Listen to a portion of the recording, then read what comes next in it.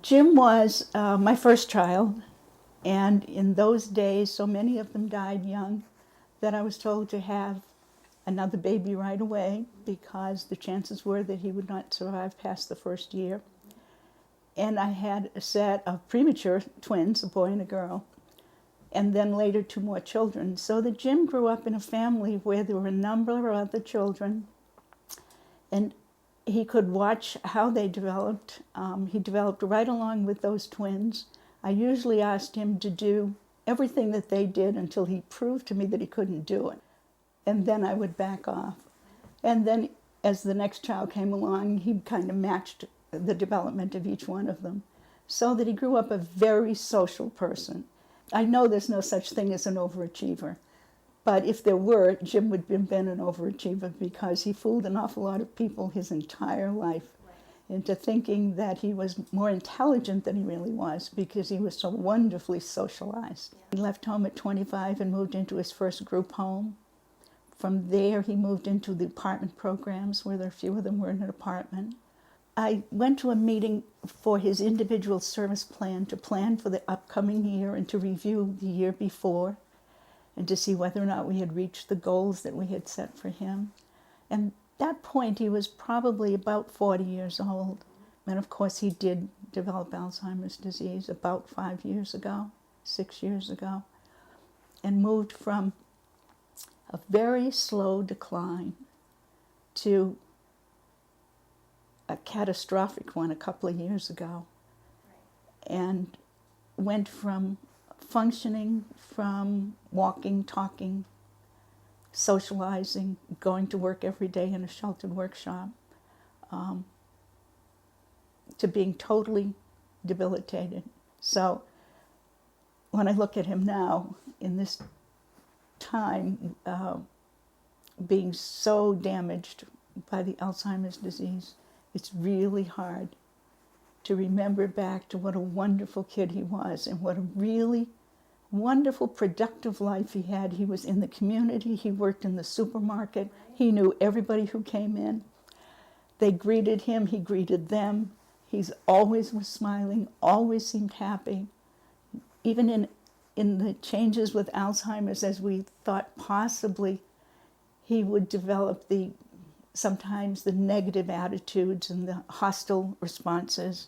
He never did that. The staff at his group home tell me that even today he tries to cooperate, and there's almost no way he can cooperate with them.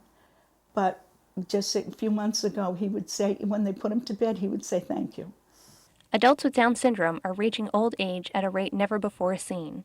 50 years ago, less than half of all children born with Down syndrome survived beyond their first year of life. Today, they can expect to live into their 50s and 60s.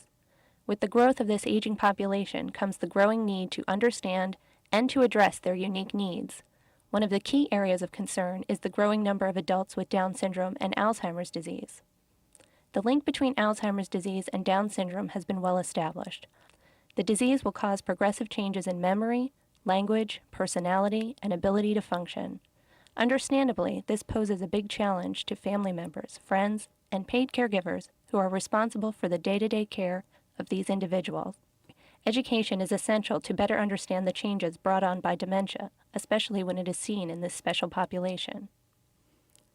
This video is for the caregivers, the mothers, fathers, siblings, friends, and paid workers who devote themselves to the care of adults with Down syndrome. This video will also focus specifically on memory, communication, and behavior changes, as these issues can be some of the most frustrating and confusing for their caregivers. The learning objectives of this video are as follows. After viewing this video, the caregiver will be able to list the basic changes brought on by Alzheimer's disease in the early, mid, and late stages. Describe effective communication strategies to use with adults with Down syndrome and dementia. Describe effective strategies for managing disruptive or agitated behavior. Identify ways that caregivers can seek support for themselves.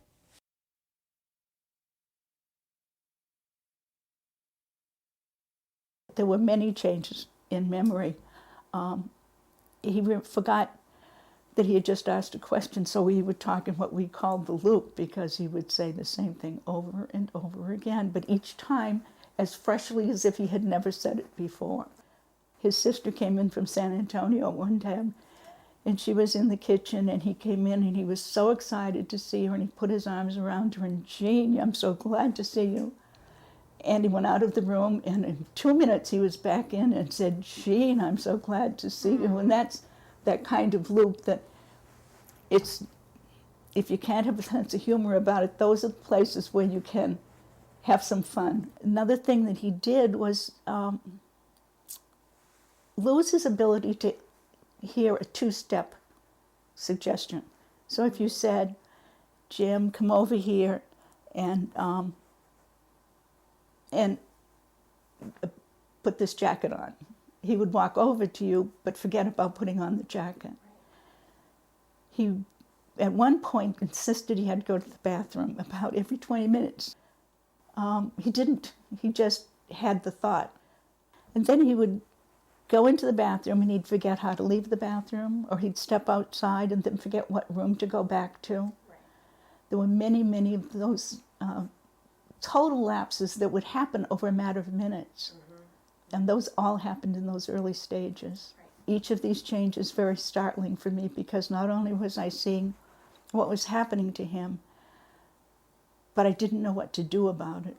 Mm-hmm. And for a lifetime of saying, I have to take care of him, I have to make things right for him. Right. It has been very difficult to sit there and watch all this happen, and to realize that I can't do anything about it. And I guess that's the same for anybody who has a family member with Alzheimer's.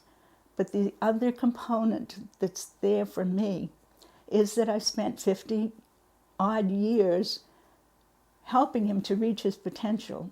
And I feel like it has been stolen from me, that it's all gone. It's not that it was wasted, because he did have a wonderful life while he was functioning well. Right. But that's the personal part of it that says all those years, and I can't do anything about it anymore. The confusing thing is that many people have ascribed their changes to their mental retardation. Mm-hmm. So particularly for people who don't know them, the staff who don't know them very well, they may just assume that it's part of their mental retardation. So it's really important for people who know them well to document what they're able to do at certain periods of time. It's very important. So that, for instance, a person who used to be able to set the table and no longer able to do so, that will be documented so that there's a change. In those who are relatively high functioning, short-term memory loss is the most prominent feature. And this consists of forgetting what was just said to them. So oftentimes they'll be repeating the same questions and forgetting essentially what was said to them. They will also have poor concentration, and attention span is relatively short. They sometimes will forget where they were and how to negotiate where to go. So, for instance, they may get lost in their home, they may get lost going out in the community. The language function sometimes begins to be less fluid, so they have trouble remembering what was being said to them. Also, they have a hard time understanding language. So oftentimes they will ask the question to be repeated, and sometimes they'll understand it if it's said in a different way.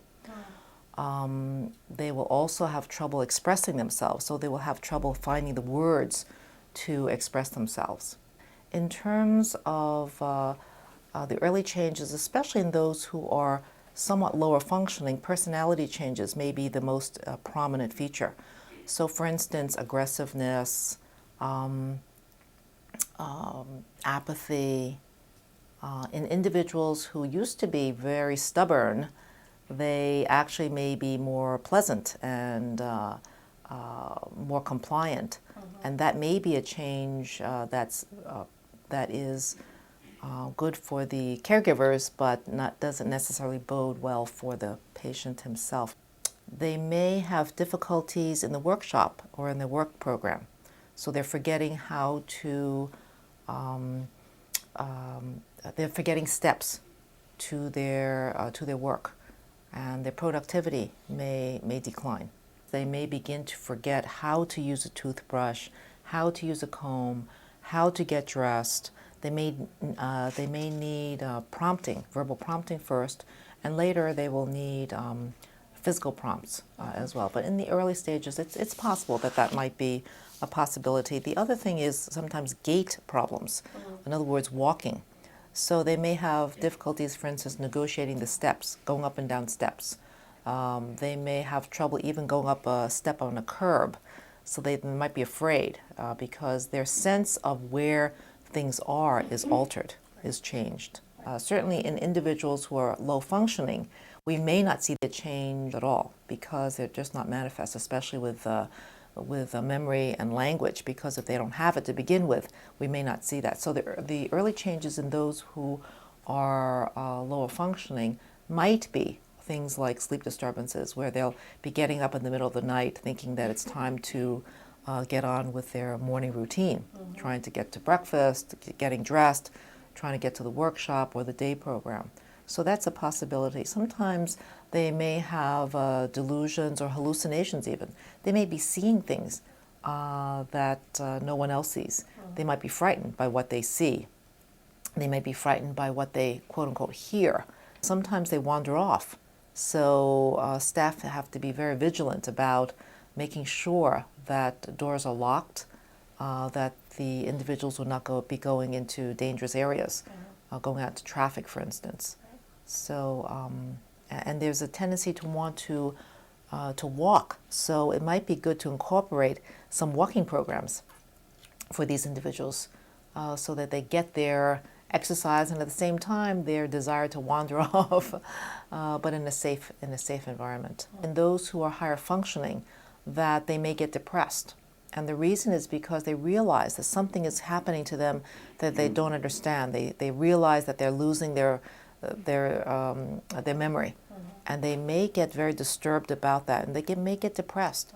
So it's not uncommon in those who are higher functioning to actually have depression, and that should be certainly, if they have those symptoms, it should be brought to the attention of their doctor and perhaps to a psychiatrist or other specialized individual. The key features of Alzheimer's disease in the early stages are as follows: short-term memory loss, difficulty finding words, difficulty learning new information, and decreased work productivity, disorientation and difficulty following directions, changes in behavior, sleep disturbances, wandering, delusions and/or hallucinations, depression, change in personality. Once we know what the antecedent is, as far as what could be possibly the cause for this, we have strategies that we can work with. Biggest thing and the primary step first is to provide adequate information, which I recommend daily logs, frequency counts whenever they notice a change in a behavior that a person has not seen from this individual in the past, which will allow us to come up with effective intervention strategies. I think it's very important to get as much information as possible so we can present it to therapists, doctors, support people, so we can at least, once we provide an intervention strategy, like correcting 9 o'clock in the morning, let's try this. If we can show a reduction in the specific behaviors we're looking at, if the biggest thing is agitation at that time, then we know the intervention strategy is working. Or if we're going smoothly and the individual's at pretty much a stabilized situation on agitation, and a doctor prescribes a medication, and we notice a big increase in frequency of this person hitting or pacing, we can pretty much make a judgment call saying that, hey, maybe he's having a reaction to this medication. The whole intent is to minimize the confusion, structure the environment in a way that you can at least make them feel secure. They know where the bathroom is once you show them. You might have to guide them every now and then, but that's what needs to be done. Because I think a lot of the agitation, a lot of the aggression is their way of telling us that there's something wrong. Either it's creating some type of fear, There's a change, they don't know what's going on, and that's where we need to provide that security for them. So it's determining what the optimum time that individual is feeling comfortable with. You're feeling comfortable, because the biggest thing for caregivers is if you're showing stress, anxiety, individuals with Alzheimer's, they tend to mimic the caregivers, and they might misinterpret the situations, which will even cause more frustration. So the whole intent is basically trying to make it a more soothing, calm atmosphere. Once you get the eye contact and you can relax them by your soft tone of voice and all like that, you can pretty much make a comment and say, oh, why don't we come for a walk with me? Get them out of a particular area where they're exhibiting some major difficulties. And do everything slowly. If you go in too quickly, what they'll do is a fear reaction, where they go, oh, you're not going to do this. You don't want to touch them, okay, as far as holding. If you know through your dealings with them before, they will know you can pat them, do some type of a comforting gesture, it will work, okay? They have difficulties with change. They're sensitive to the environment. This is just normal. It's tough to explain to caregivers because, as you can see on my board here, you never really understand a person until you consider things from their point of view. We can't understand what they're going through. And this is where I think, as far as support therapists and all that, we need to drill that into the caregiver's mind, that this is part of the disease. This is what they're going through. We can't throw our viewpoints out to them. They're not going to listen. They're not going to understand. And a sense of loss. I mean, I'm sure caregivers have parents that have passed away. There is a sense of loss. Just a change in individuals or caregivers at a change of shift. Or if an aunt comes over to the house and she hasn't seen them in a long while. These are changes that they're not able to really tolerate initially. Okay, so it's just a fear of loss of control, unable to deal with situations. And I think that's where the personality changes occur. Hallucinations, delusions, they do occur, and we should not really tell the person that they did not see something. Like if they, oh, there's a guy in the window looking at me, okay? We have to live in their reality. If we say no, they're not going to listen to us, because what they're perceiving is real. So what we need to do is validate, yes, geez, I know you're upset. Let me look. I'll look out the window. Oh, the person's not there anymore. Let's go for a walk, okay? Providing situations of moving somebody into their bedroom area to a more lighted area can be very beneficial and as a calming effect, okay? So we need to be more of a positive spin on all these things, because what they're saying, they feel it's real. You don't know what sensory input they're taking in. They're very sensitive to environmental changes. One of the major tenets is basically for you to approach the individual in the front at all times. Establish eye contact, identify yourself, and call their name.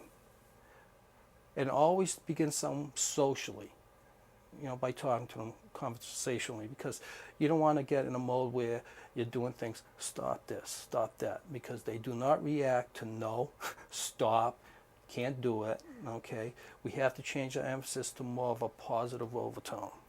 If somebody's going to leave the house, okay, you shouldn't go over there, grab them and stop them. You might want to go over there, try to get in front and say, oh, where are you going to go? You're going to go outside? Well, I'll go with you. The whole thing is to prevent agitation. And because of the short-term memory loss per se, you can go out there for maybe a minute and say, oh, it's getting cold outside or whatever, it's raining. They will come back, okay? So there's a lot of preventative techniques you can use. Some key caregiving strategies to remember in the early stages are as follows. Carefully document changes in behavior and share this information with a healthcare professional. Use behavior logs to help identify triggers. Use distraction methods or substitute pleasurable activities during distressful trigger times. Create a soothing, calm, predictable atmosphere. Establish eye contact when communicating and approach individuals from the front, Smile and be social. Provide reassurance and gentle redirection when agitation arises. Remain positive and avoid using the word no.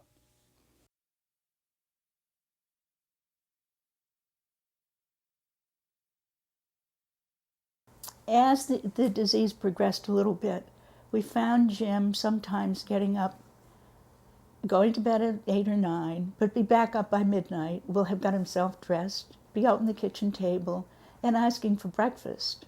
And at that time, there was one staff overnight, and that person was asleep, and he would wake up this person to have his breakfast because he had to go to work. It actually happened 5 times one day, and it started about an hour after he came home from work at 3 o'clock. And then over and over again, he would be told that you just came home, Jim, and what time of day it was, and he just lost it. And he had an incredible sense of time. Television was very important to him, and you never had to tell him it's 3 o'clock, a particular program is on. He would announce it's now 3 o'clock, and I'm going to watch this on television. One of the early sign was that he forgot how to use the remote control, and he knew everything about that remote control. The first thing I noticed how serious it was watching him in the supermarket one day and realizing that he was just standing there, he wasn't doing anything. The same time at the workshop, they had said that he really couldn't function. He couldn't take those 2 and 3 step instructions and do the very simple tasks that he was doing in the workshop. And they approached me about moving him into a day program. And I truly thought it was time, that he had earned the right just to go in there and be, and not have to do, and not have to cope with being given instructions that he couldn't really follow, but he tried so hard to do it. So that as he moved in there, I think within a month, it became very clear. And that was early in 2004, and he was 52 at the time. There were so many things that happened at that one time. Certainly to see the seizures starting was so frightening. He had those seizures. People weren't expecting it at the house. What they were doing was finding him. They would hear a thump and find him on the floor. And then one fall at the workshop on a cement floor caused them to take him to the hospital. Another thing that happened to him was that he began to lose his speech. First it became more slurred, and then he forgot words, so that today he has no speech at all. For a long time he could still answer yes and no. For the last year I think he has had no speech, but he could answer yes or no. Somehow you knew he was there because he was responding. Very, very occasionally now, if you ask him a question and you're right in front of him so you've got his attention, maybe 10 minutes later he will try to say yes. And it comes out as a humming sound, but somewhere in there is Y-E-A, yeah. I think the middle stages, again, the memory problems continue and they progress, so that they're no longer, oftentimes not recognizing familiar staff. They usually will recognize people whom they've known for a long time, for instance, their family members. So usually in the middle stages, there's still that recognition of family. But that begins to wane as the disease progresses. So it may be on and off. So some days might be better. I tell people it's like having static in your brain. So sometimes the static is there and they're not doing too well. And other times the signal gets through very clearly and then there's more recognition. So the memory begins to get worse and worse. And then they begin to forget some of the longer term memories that we mentioned, that those are usually preserved in the first stages. The second stages, and definitely by the third stage, those memories are going as well. They begin to have more language difficulties if they have language. So naming things, their language becomes more truncated. So if they were able to speak in sentences before, now it's more phrases. And if they used to speak in phrases, now it's more single words. And if they were single words, now it's just barely anything. So the language becomes quite truncated. By the middle stage, they're having a great deal of difficulty in the workshop and in the day program. perhaps more in the workshop, if they have to learn new tasks. It's not productive for them to try to learn new things at this stage because they can't retain it. It's very frustrating for them and also for the staff who think that they can learn, and they just can't. So I think the expectations need to be lowered at this point. Their self-care deteriorates so that they need more help, more prompting, more physical help with their bathing, with their hygiene, with dressing, with eating even. Things might need to be cut for them. Food might need to be cut for them. They need to be prompted as to how to use their spoons, how to use their forks. And after a period of time, they may need to be actually fed. Their mobility changes so that they have difficulty understanding where their feet are in space. And so they may be falling more often. And it's very important for the staff to make sure that they're safe, especially on stairs and going outside. A gait belt might be very helpful to keep them as mobile as possible during this period of time. And eventually they will actually be chair-bound and wheelchair-bound, so that might be the safest for them. The incontinence, the having accidents during the day and also during the night especially, urine incontinence and sometimes even stool incontinence takes place at this point. And it's important for the staff to have a schedule for the toileting so that perhaps every 2 hours they should be going into the bathroom, whether they feel they have to go or not. So that would be very important for them, to keep them as dry as possible for the longest period of time. Seizures take on a very important role at this point. Most individuals with Down syndrome do not have seizures, but when they occur, it's in the setting usually of the Alzheimer's disease. And almost all of them will come down with seizures. Now, the seizures are of two types. The first type is the generalized tonic-clonic seizure. This is the grand mal seizure, and these are the seizures that pretty much everyone recognizes. This is when they stiffen up and they may wet themselves during that period of time. Their eyes might roll up, they might have little foaming around the mouth, they might be very rigid for up to a minute, and then they go into the clonic phase, which is the shaking portion, and it might be usually all four limbs are affected.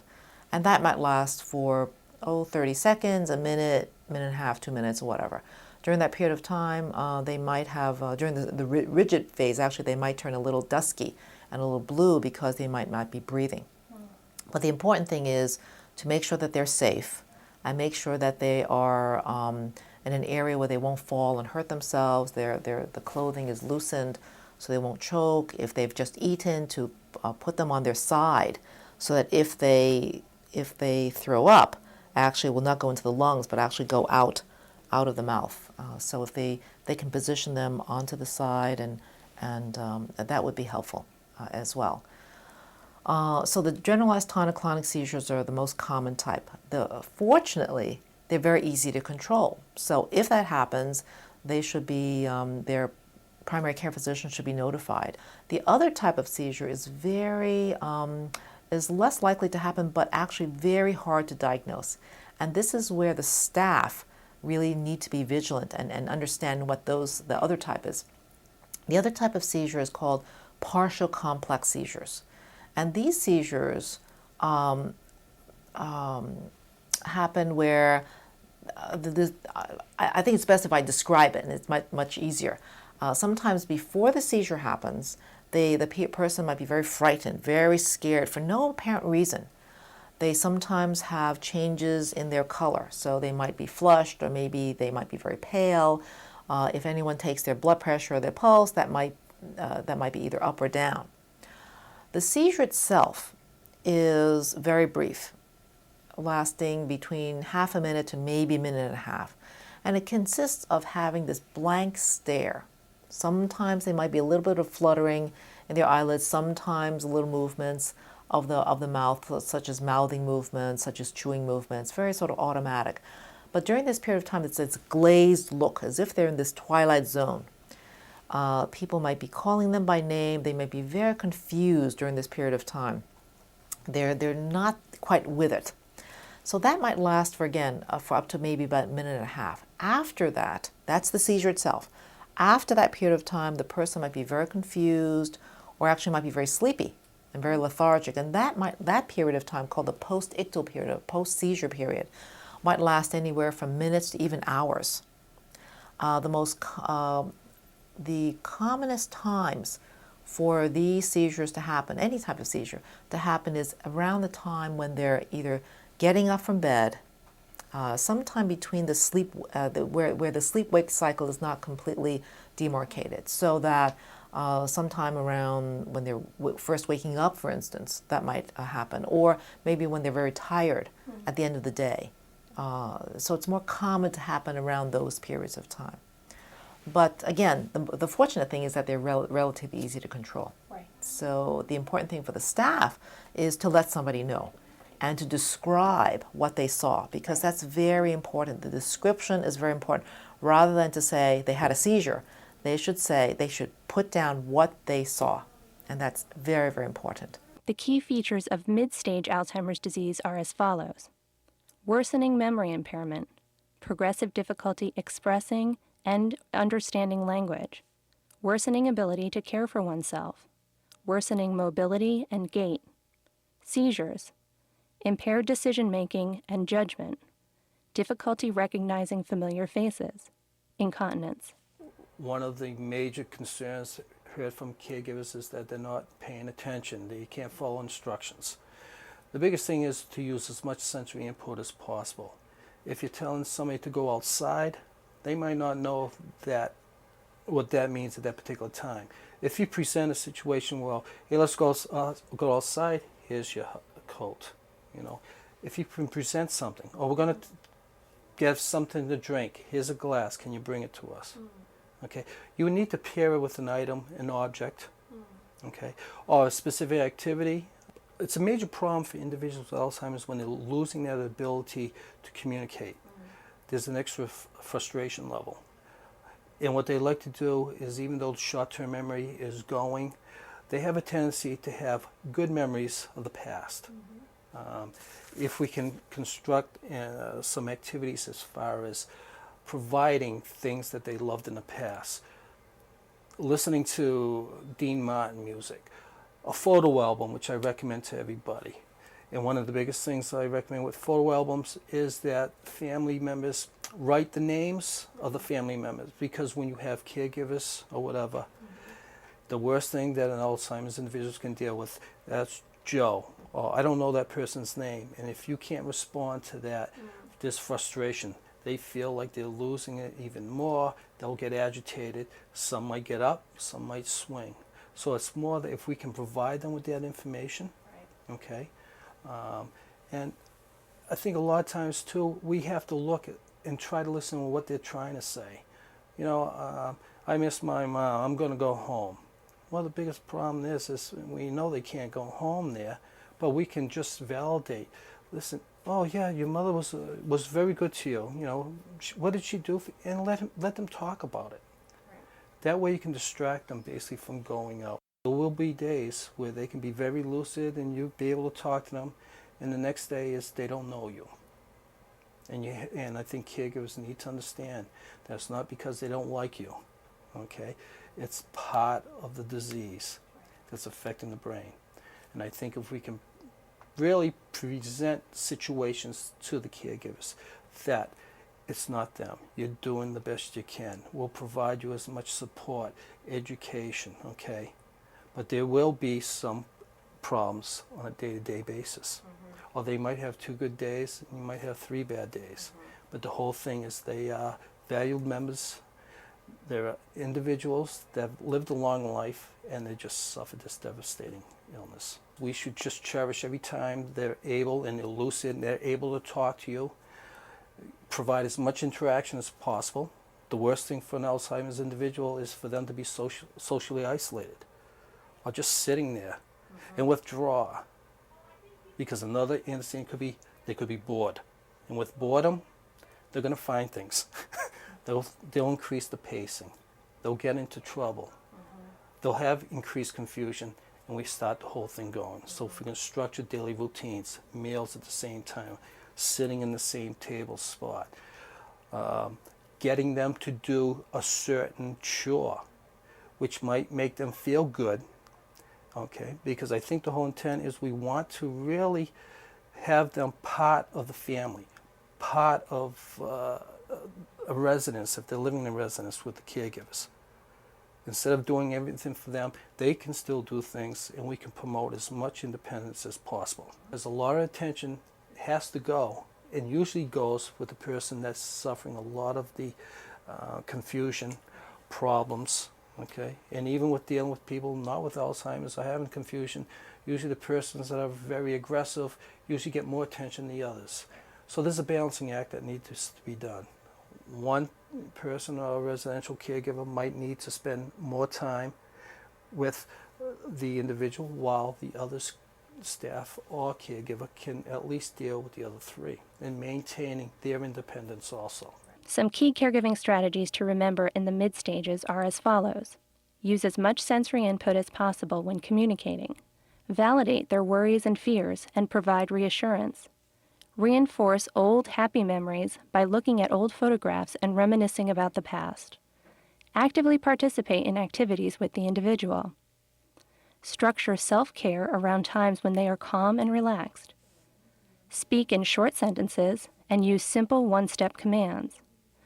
Remind yourself to not take it personally if the individual does not seem to recognize you.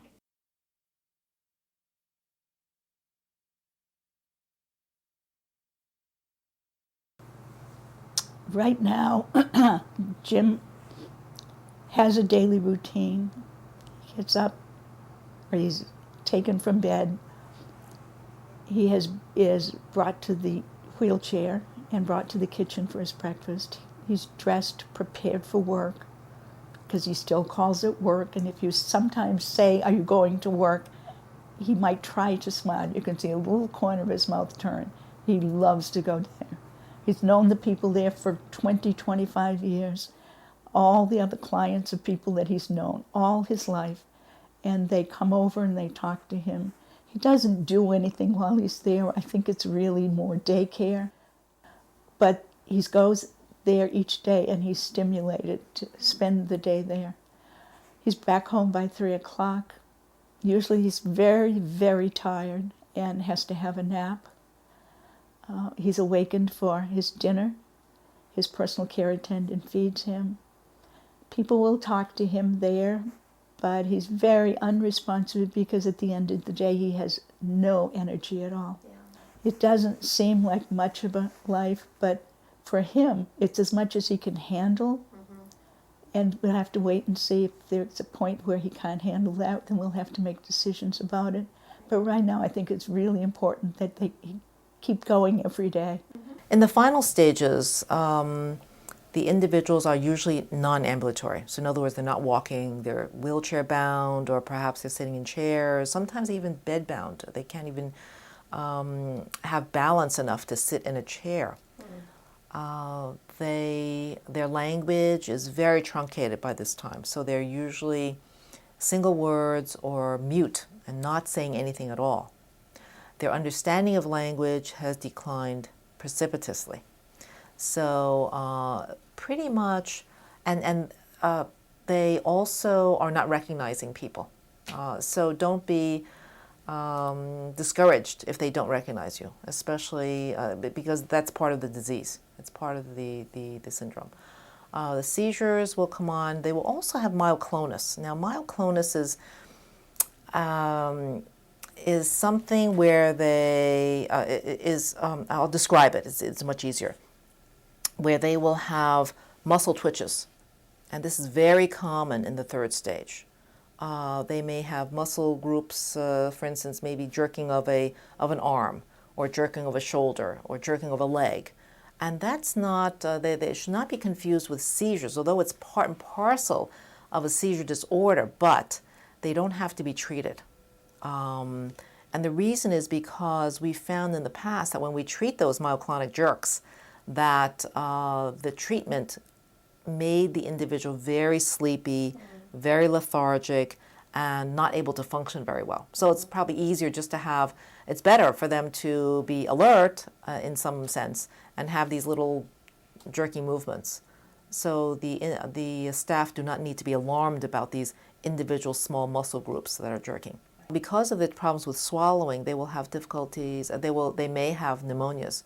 In other words, the food and whatever they swallow will go into the lungs instead of the stomach, and they will be a setup for having pneumonias. The last phase usually ends with pneumonias, overwhelming pneumonias, sometimes blood infections, and death, essentially. The staff need to be educated and also supported during this period of time. It's very important for the staff who know the patients so well, know the client so well, for them to feel that they can talk with other people. And that's very important too. In terms of how long the process is, from the time of onset of the condition until death, it varies. The average duration, I found in my studies, is 5 years for the men and 6 years for the women.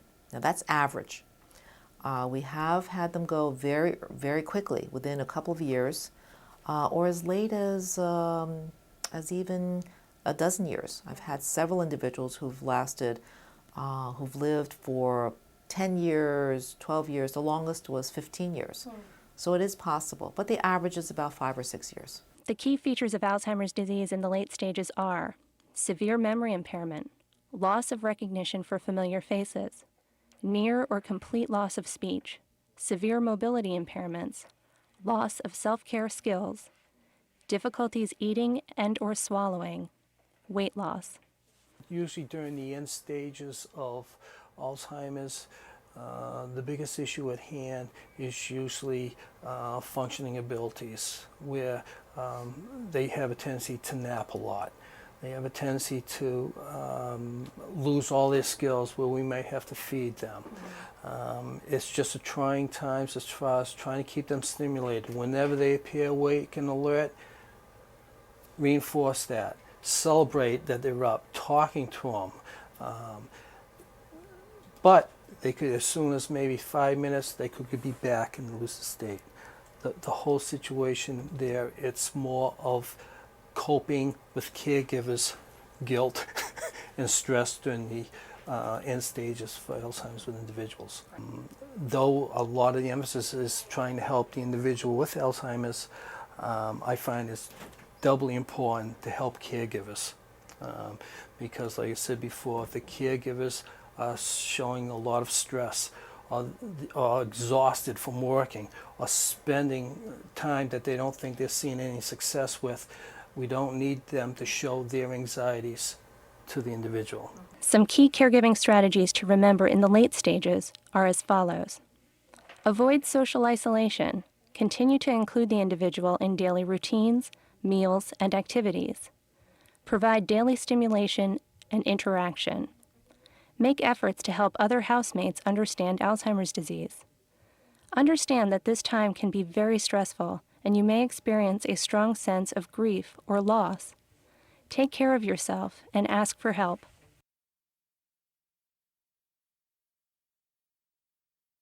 A very important thing would be to get that early baseline examination so that you have an idea of where they are before they begin to decline. And then by all means, I think as much support as you can get as you go through it, as much information as you can get. Now there are more and more people who are coming up with workshops and day programs and seminars and just lectures on this. And learn as much as you can, because from my perspective, it has been frightening to watch this happen to my son.